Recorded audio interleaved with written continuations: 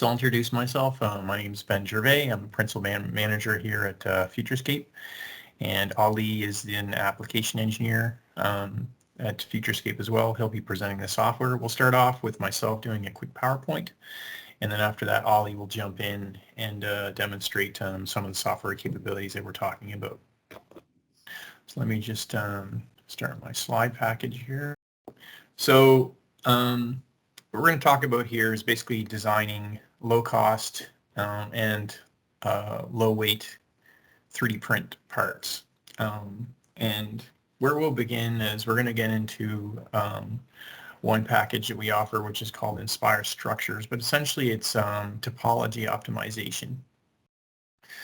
For those of you who are not familiar with topology optimization, basically it allows engineers and product designers to basically take existing geometry and allow the software to automatically iterate and develop the geometry on its own without you trying to figure out the shape. So you put in all the engineering requirements into the package and it essentially comes up with the shape on its own.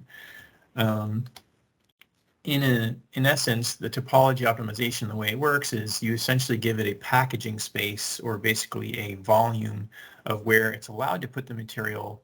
You basically put in the parameters such as manufacturing constraints, loading constraints, geometry constraints, etc. And then it will actually use load paths to actually figure out where to place the material in the most efficient manner. So why would you be using something like topology optimization such as Altair Inspire? One is it's faster. So for example, traditional design, you typically would create a shape, send it to your analysis tool or send it to an analyst. They would do an analysis on the package and essentially come up with like the weak areas that need to be solidified and then maybe some of the areas that don't need material, and then you would go back to design, modify, and then you go back and forth a number of iterations until you ran out of time, and then essentially you would freeze the design. With Altair Inspire, this will iterate this in the background like dozens of times in order to be able to go do the back and forth between modifying the geometry and then generating the new design. And it just goes back and forth until it converges on the criteria that you set. So it's much faster. The other thing that we really like about specifically the Altair tool set, it's much smarter.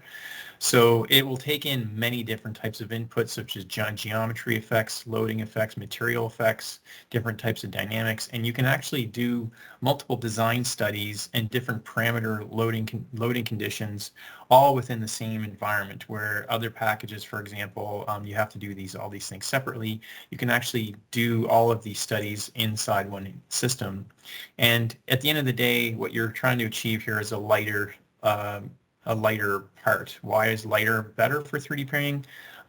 Less material means less waste. So first of all, why we'd be using Inspire for performance. We're trying to get a higher performance out of the part or the assembly. We're trying to get something that's lighter, stronger, that performs much better in the environment. In the performance, you want to be able to also identify different types of geometry and loading scenarios. So in topology optimization, you will usually do 3 or 4 different topology concepts based on different criteria that you might investigate. So for example, you might look at one aspect, which may be investigate machining, for example, and that might be one case study. So you'd put in machining constraints for the manufacturability if you didn't have 3D printing available. You could also look into casting. So for example, you could also set it up to say that you want the 3D print or the part to actually be cast. So you can actually go in and Inspire and say, I just want this to be a cast part. Or thirdly, if you wanted to, you can actually even go in and say that you want it to be additive. And it will investigate all 3 different scenarios. And then you can look at the different pros and cons of each of those designs. So basically, in the constraints that I was talking about earlier, what am I talking about with some of the design studies that I'm saying about constraints? One, you can actually set different thicknesses or minimum max member sizes inside the material. So for example, if you have an additive material, machine that can only do a minimum wall thickness or maximum wall thickness. You can adjust that.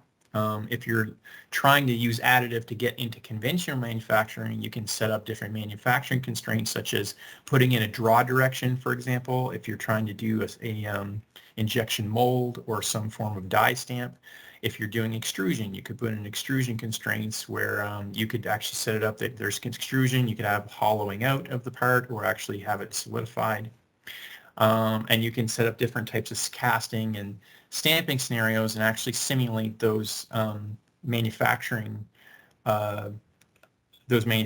studies as well to make sure that not only is it good for additive manufacturing, but it's also good for those specific types of manufacturing methods.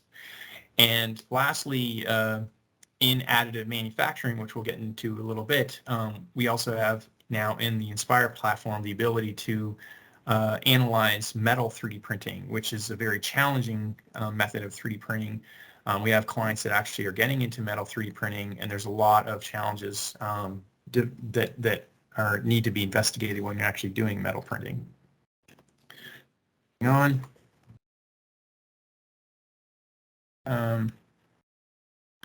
Another thing that we really like is that the industry is moving more and more towards lattice structures. So with 3D printing, obviously the geometry complexity available, you can essentially go in and put in very complex geometry structures inside the parts. One thing that a lot of 3D print companies have gotten into is the ability to be able to make lattice structures. I would say that in the past, lattice structures were not intelligent. They were really made for just making the 3D printing easier, but not really made for making the part performance better. So again, in the Inspire platform, we have the ability to do optimization of lattice structures. So for example, that lattice structure in that package is actually optimized from the lattice structure that was actually generated by the Inspire platform. It actually placed a lattice structure in the most optimal manner from a structural standpoint. So for example, here's a situation where a lattice optimization was generated. We were able to actually have the lattice structure generated inside the platform. We were able to do analysis on the lattice structure, which is really important. So you can actually go in, once it does lattice optimization, go and investigate the strength of the lattice structure and then make a decision moving forward. Here's a couple of case study examples of using topology optimization. So for example, here's Eurocopter that created a hinge for one of their doors. They basically reduced the weight by almost 2 kilograms, and typically their design time when they're doing these types of studies is usually like 3 to 4 months. We see this very often. The design cycle on a part like this is usually in the months range. We've gone in and helped people getting to topology optimization. They bring that design iteration down cycle from months down to weeks. Here's another example of Volkswagen. Again, this is topology optimization is highly used in automotive. The reason why they use it in automotive is because manufacturing volumes are very high. So removing as much material as possible actually significantly reduces not only weight in the vehicle, but also manufacturing costs, because material in a mold type, molding or casting type designs means cost. Now moving on to additive manufacturing analysis, which we were talking about specifically. Let's get into additive manufacturing analysis. So we went through topology optimization, but now we're going to get into basically 3D printing analysis. So for example, why would you be using additive manufacturing? First of all, initially, many customers that we see started using it for product development. They were able to come up with different types of concepts, even though they weren't necessarily native material, their manufacturing method. They were able to actually come up with different types of concepts and have them physically in hand in order to investigate. They can also investigate manufacturing technologies for end-of-use parts. And the key benefit for 3D printing really is the design iterations you're able to go through and also on-demand production. So we have some clients, for example, that do end production parts to be able to deliver the 3D prints directly to their customers, typically in high performance environments such as aerospace and defense. In additive manufacturing for metal parts, there's many different types of technologies. For those of you who are not familiar necessarily, there's been many different forms or methods of actually doing metal printing. There's powder bed fusion systems, direct energy deposit, metal extrusion. So some people are using the FDM. For example, if you're using the FDM or binder jetting or material jetting systems, those typically need a sintering process after in order to actually remove the polymers from the 3D print. And what we see the most popular right now in the industry is the SLS for high performance parts or laser sintering system.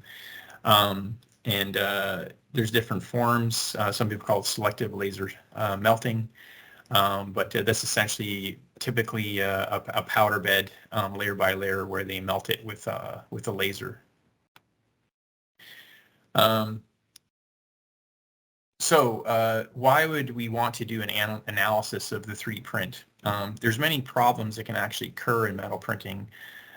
We can have situations where we want to minimize supports. So oftentimes in metal printing, we need supports to prevent overhangs and warping. So those supports after the print can be problematic, which I'll go over later.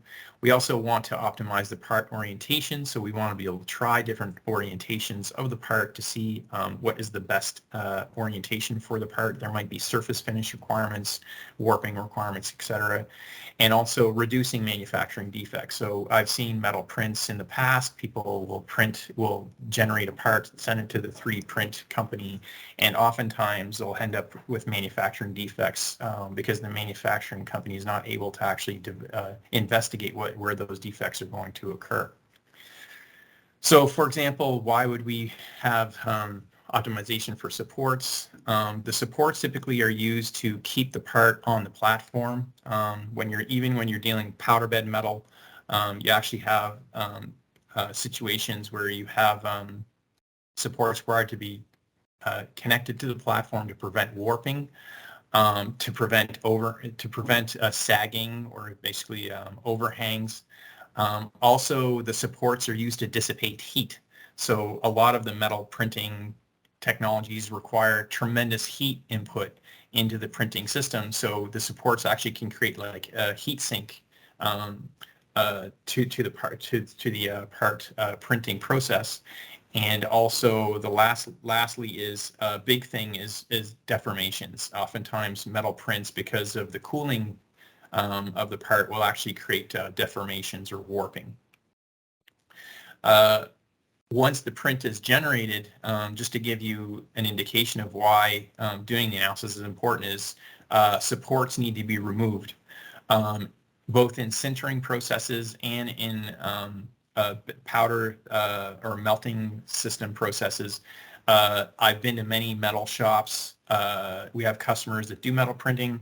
They have to go to the lab after and use grinders and cutting tools to actually cut off the support material. So optimizing that support material can both reduce the post-processing time and also really increase the surface finish of the parts. So that's the big point, is when we're doing printing, placing the supports only where it's needed is really important, because the post-processing can be actually quite costly. Sometimes we go to some shops and they'll have the 3D print process will only take 1 day, but then they're spending 4 or 5 days actually doing support removal material with a lot of different tools and labor to be able to generate the final piece. So you'll see here, for example, here's an original design, which we see often, which is a support generated by the manufacturer of a 3D printer, and then with our 3D print analysis software, we're actually able to optimize the design to remove as much support material as possible. Other problems that can happen, as you can see, you can end up with defects. So here's a support antenna that was printed. you'll see here, for example, you had over sintering or over melting in certain areas, which actually reduces the strength of the material.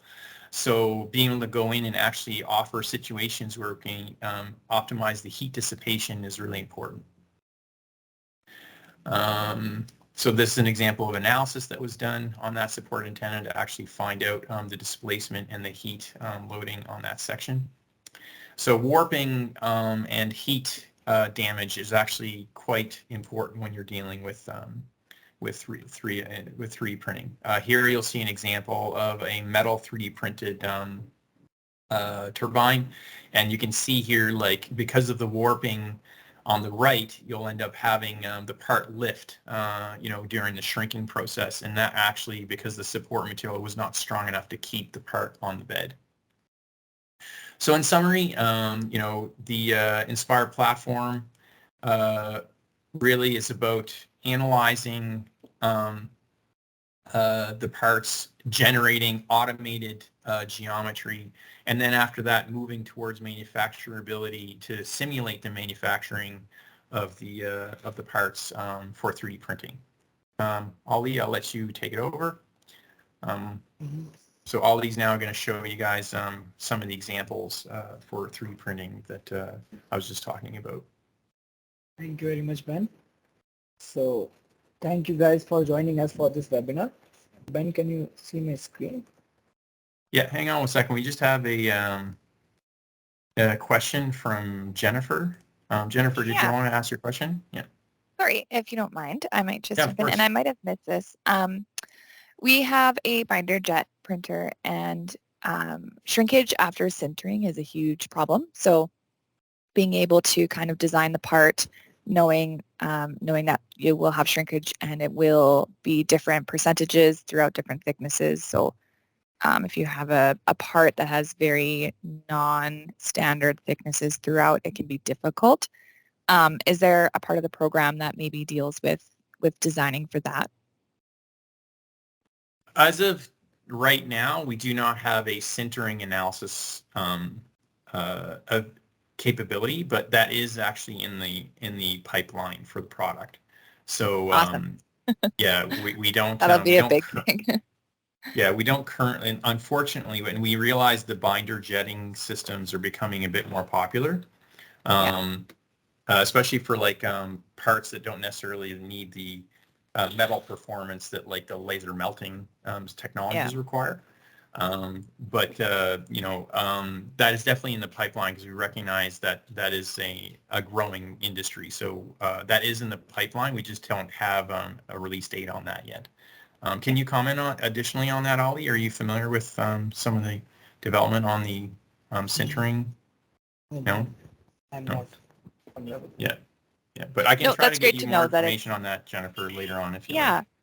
Yeah, maybe if there's just kind of an outline or any kind of a preliminary information, that would be great because that's something that we're definitely finding is a challenge. But no, that's great. Thank you so much. Yeah, no problem. Okay, go ahead, Ollie. All right.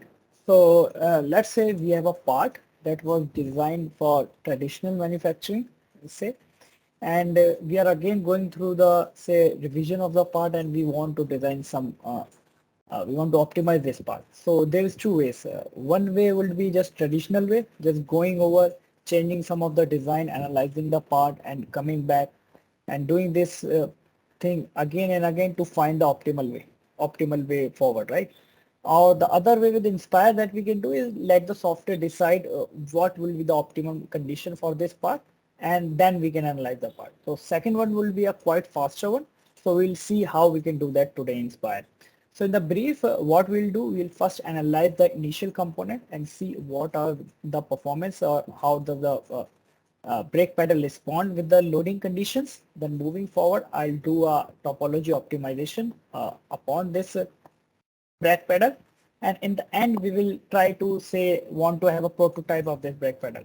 So we'll go into print 3D and we'll try to simulate the conditions of printing this part through a 3D printer. So moving forward, I'll just start it. So the very first thing that we'll need to do is to set up the conditions, right? What are the boundary conditions? Within Inspire, everything is quite simple. So if I just click on joints, it will automatically detect where the joints need to be placed. And if I just click on the joint, it will place a pin in here. Although if say I want to change the kind of joint in here, so I can just select from the drop down. For now, I find pin is good, so I'll just move on. Apart from that, there are other joints that I need to place. So within in the joints, I have many type of holes or pairs that can be selected. So let's say I want to have a joint on a single hole. I'll click in here and it will show me wherever it can place the joint. So I can click the holes and it will place the joints. That's it. I can now move out of the tool and the joints have been created. Now let's say we want to set up the loading conditions, right? So loading conditions are also easy. Just go into the loads, select the loads, and as we will be pressing the pedal by a foot. So let's place a load of say 1000 Newton in minus Z direction. In here, if say I want to put Newton, right? So I can put Newton directly, or say I want to put kilonewton, I can just write 1 kilonewton and press enter. It will automatically detect and convert into Newton. Let's move on, and all things have been set now. So I can just go into the analysis and look after what kind of analysis do I want to do. Say I want the normal modes, buckling modes, or what kind of accuracy. So let's go faster and just run this. And it will take just a minute or so and it will give us the results. So if say I want to see how much it has processed, I can click on view now and see the current process of this analysis.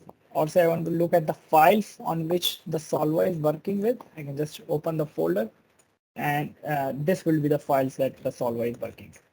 So this file will be quite important, say if you want to do a higher level of simulation, say using the OptiStruct solver, you can take these files in there. So we have the solution now, so I can just click on this green flag and it will show me what is the displacement. So within a minute, I was able to calculate what's the displacement in here, what is the factor of safety around the part. As you can see, for the factor of safety, it's quite high at some places, right? So we have areas from where we can remove the material. So as you can see over here, it's about 2.3 e raised to power 0.3. So we can remove material from various places in here. We can look at the shear stress on the model. We can look at the Wall-Manses test. So we have a number of things that we can see. Apart from that, say I want to know the min and max and where they are. So I can just click in here. It will show me what are the conditions for the min and max for Wall-Manses stress. Similar for the displacements, I can have the min and max. Say I want to see at certain position of this very paddle, I can click in here and see what's the displacement in here. At different locations, I can know what the displacement is. If I want to say have more result types within this callouts, I can just click in here and it will show me number of results on a certain point. So I want to add, say I want to add the stresses. I can add the stresses from here, the position, reaction forces, all these things can be added. If say I want to take this into a consideration, so I can just copy these and paste it into Excel. So let's say we have determined the displacement. We know that this part is having a displacement of say 0.37 mm. So let's see if we can create a more optimized and more aesthetically pleasing part from this. So the very first thing that I would do is to just remove these holes and simplify this part. Why will I do that? Because in this condition, if I optimize, it will take only the space that I have permitted it to go in. If I just fill these holes and these blocks that I have removed from this paddle, I can then have a more design space and I can look at more optimized shape of this brake paddle. So for that, I need not to go back to my CAD program. Within Inspire, everything is taken care. So I can just go into the geometry and use the tools in here.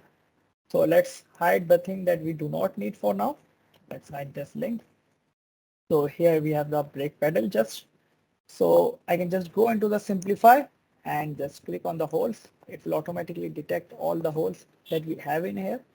So I can just box select these holes and these holes will be removed and our part will be simplified in just few steps. I'll just remove these holes. Again, I'll just click on these one to remove these as well. So now we have simplified a part a bit.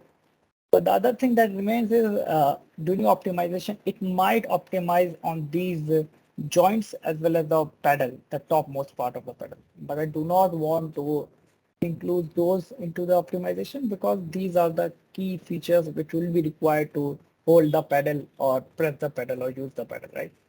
So what I can do is I can just extract this space from here and use the Boolean to just separate these features from the brake pedal. So I can just go into the pull, create a solid out of this space. Similarly, I'll again go into pull and create a 3D solid. Now if I just create the pedal and just go into the Boolean, just click on intersect. I can select this part and select this tool, keep the target and place the check mark. Now I have separated parts. So if I just hide this one, we have separated the joints as well as the top part of the pedal. Now for the software to know that this is the design space or this is the volume through which we want to optimize, I need to tell the software that we are going to do that. So I can just right click over here and click design space. So now the software knows where the optimization need to be performed. Now we can go into creating the optimization. For optimization, we can create different kind of constraints. For example, let's say I have a displacement constraint. I do not want this point to displace at a certain point. Say I do not want this to displace more than 1 mm. So I can just place in here and move out. Apart from that, we have COG, center of gravity constraint, that can be put onto this brake pedal. Again, we have some shape controls. Say I want this part to be symmetric about an axis or so. So I can just go in here, select the part and select the plane about which I want it to be symmetric. Say I want it symmetric about this plane. I'll click in here and move out of the tool. Now comes the manufacturability of the part, right? That's quite important that even we are optimizing the part, it should be manufacturable or else it will be of no use. So within draw direction, I have various type of manufacturing process for which this part can be optimized. Say, are you using a single draw to make this part? Are you using a split draw? Or are you using a radial draw kind of tooling or machining tool? If you are using extrusion or say overhang so that you can optimize for 3D printing and have minimum supports within it. Let's say for this case, I'm optimizing for split draw. I can select this and select the plane about which I want to have a split draw and move out of it. So that's it. My conditions are all set and I'm ready to optimize. So I can just go into the optimization and select the kind of optimization that I want, right? So as Ben told you that we can optimize for lattice, we can optimize for topography, gauge, or number of things, right? So say for this case, I just want to see how much we can optimize for topology. Again, in topology, we have multiple objectives. What's our objective? Is it to maximize the stiffness? Is it to maximize the frequency or minimize the mass? For this case, let's keep it to maximize the stiffness. The third thing it will ask me is what's the percentage of mass target that you want to achieve. Let's say I want to have it, say 30% of the total mass, and I can move on. Also, we can put up frequency constraint and thickness constraint. I'll leave it that for now and just run it and see what we can obtain with this. It will again take a couple of minutes, just a minute I'll say. If you have any question till now, just please let me know. And let's wait for this to complete.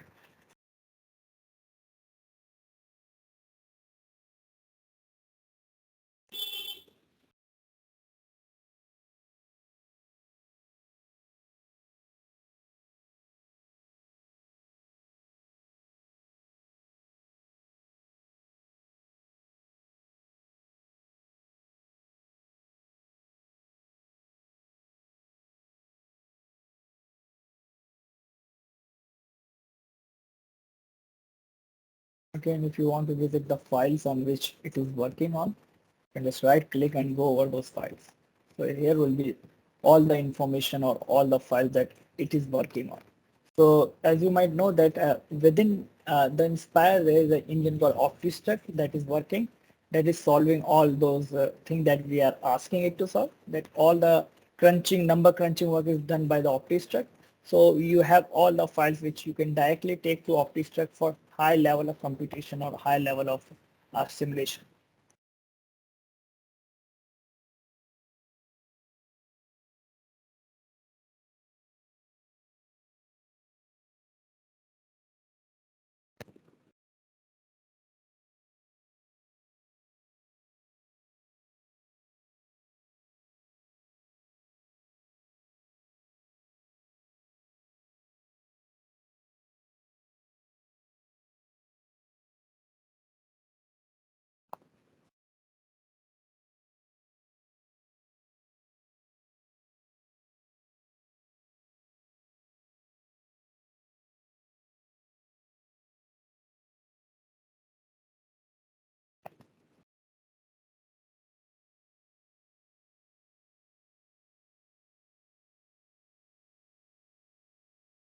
So yeah, we have the solution now.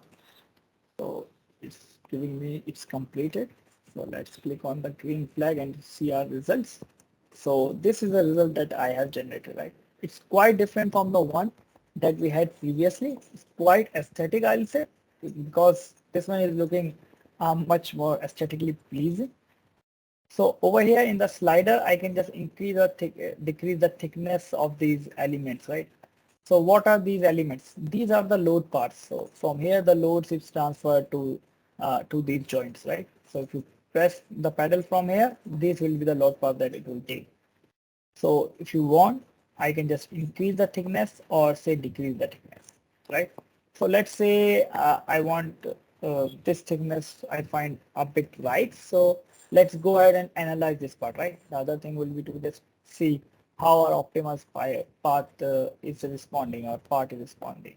So I'll just click on the analyze. And now what it will do, it will again just use the old condition that I have placed on that brake pedal.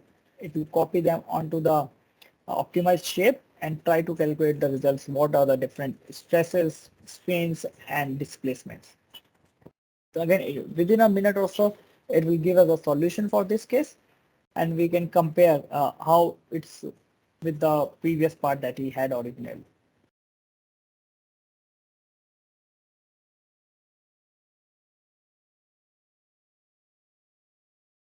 So all the history that we have for the run time, I can see it from in here. If say I want to see what are the run histories that we had, so I can see it from here.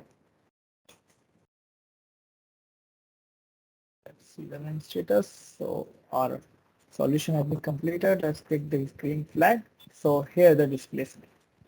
So here are the displacement. It's quite near the one that we had with the previous design, but this one is more aesthetically pleasing and it will be easily manufacturable through the conditions that we have given in the past. So again, I can just look at the different displacements, factor of safety, bond minus stress. And now if I just go into the factor of safety, as I can see, the factor of safety had been reduced by say 10, by a factor of 10. And we have removed part from the areas where it was not required. As you might have seen in the previous design, there was no displacement and stresses in here. So it has removed the material from these places. So that's looking good. So now the problem comes, so okay, we have the design. So how do we take it back to our CAD or how do we do that? So if you have the design, what you can do, you can just, within Inspire, you have the features called polynubs. So you can just go into the polynubs and just create polynubs out of this, right? Say you want to create a polynub which is smooth.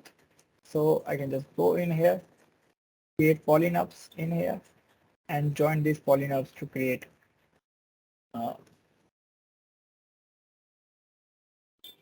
and to create a full solid, right?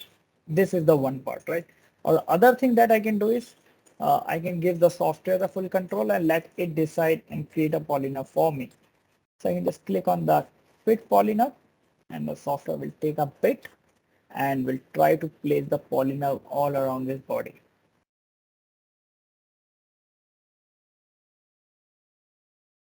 So it is trying to fit the polymer and it has given us the results. So even if say after creating the polymer, if say I want to change something, I can do so. So this one is quite good for me, I guess. So I can move forward with it. So this is the optimized design that we have from that simulation. Now let's say we have this optimized design and we want to have a say prototype of this pedal and see how it looks and how it will be manufacturable or it will be able to take the loads or not. So what I can do is I can print it through a 3D printer. Now there will be certain problems while I'll be printing with a 3D printer. So what should I take care of? So for that also you have Inspire for you. So first thing, let's just combine this part. I'll just use Boolean to just combine this joints and this pedal with the uh, polymer part that we have generated. Let's hide all other things and let's go to the print 3D. So now within print 3D, I can just put up the conditions that I want. So first thing is I need to tell which part I'm going to print. So I'll select this part. It will ask me what kind of material do you want to print it with. Say I want to go with aluminum, right? I'll click aluminum, move out of the tool. Next thing will be the printer. What kind of printer am I printing with? So by default, there are certain printer to select from. So if you have another printer, you can put in the information about that. I'll go with the default and create the printer. So the printer has been created and my part has been placed in here. And the next thing comes while printing is the orientation of the part, right? It's quite important to orient the part properly so that we can print it properly. So just go into the orient. It can give me multiple features. Say, what do you want? Are you want to have a maximum build height? So if I just click on the maximum build height, it will tell me what's the orientation, what will be the support area, what will be the support volume, and what will be the printing time that it will take for this type of configuration. So if I click on the minimum build height, so again, it will try to calculate what will be the support area required for this condition, what will support volume, and what will be the printing time. So depending upon what fits you, or me, I can select it from here. Let's say I want a bit different kind of approach, so I can just go to optimize orientation, and within in here, I can see what kind of orientation do I want. I can select the orientation from this chart. I can select the time from in here and support and deformation from here. So the green areas are showing the best situation for the time, for the support, for the deformation, and red one are the worst. Say I select this point in here in the time. So it will orient in such a way that the time taken would be best, not max. Say I want to have a minimum support, so I can just click on the most greenest part available within the support in here, and I can orient it that wise. So depending upon what I want to look forward for, or what kind of painting do I want to use, what kind of support, deformation, and time requirement that I have, I can select from in here and orient it properly and optimize it properly. Let's say, let's select support in here, and let's orient it in this wise, right? It doesn't look good. Let's move with this. So now let's change it on it. Yeah, this one looks good. So let's say I want to have supports, right? There will be support required when you're 3D printing. So I can just go into supports and it will try to place supports automatically on your part. So right, the supports have been placed. Now if I just click on the support, I can change the type of support that we have placed or the configuration or the shape of the support. Say I want the support to be in the block support format, generate that one. Say I want it in the rod supports or say tree supports, I can generate it in from here. It's quite easy to generate support and change the orientation of the part and the supports structures that I want. So I can do it all around and generate this.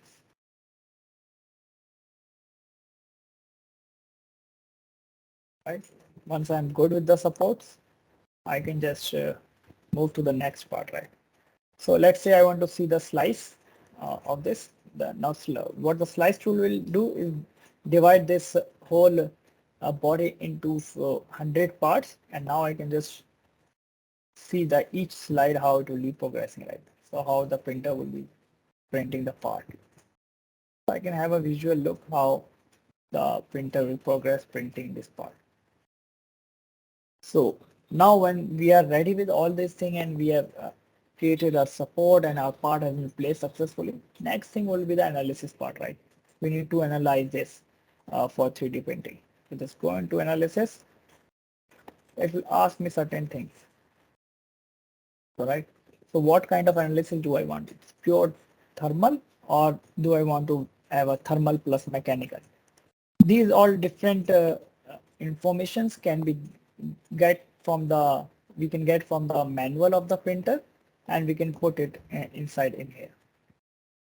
So for the printing analysis, it will take a bit of time. So what I have done, I have already created one simulation for you.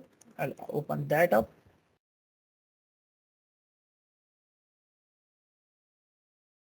So yeah, so this was the part that I had printed, and I have the results loaded up. So I can just click over here and see the results. So it's just loading up the results. So all right. So while printing, what will be the displacements? So it will show me which part will be deflecting or displacing the most, so that I can insert more, say, support in here, or change the configuration of the part a bit. Again, we have the plastic strain, warm ice strain, and how will be the temperature progressing while I'll be printing it. Right? These things can be plotted. Say I want a plot at this position for temperature, so I can have a plot. Say for displacement, I have a plot. I want to have a plot. I can have a plot for displacement as well. So these plots can be saved as well as a CSV file or as an image and be taken out, right? Again, we have the min max. Say I want to see the min max. What is the maximum displacement at which place? I can see that. Apart from that, we have the temperature, nodal temperature. And again, if we want to have all those in one place and want to copy those things to Excel for further processing, I can do that as well. So yeah, that's all from my side. So please, if you have any questions, please let us know.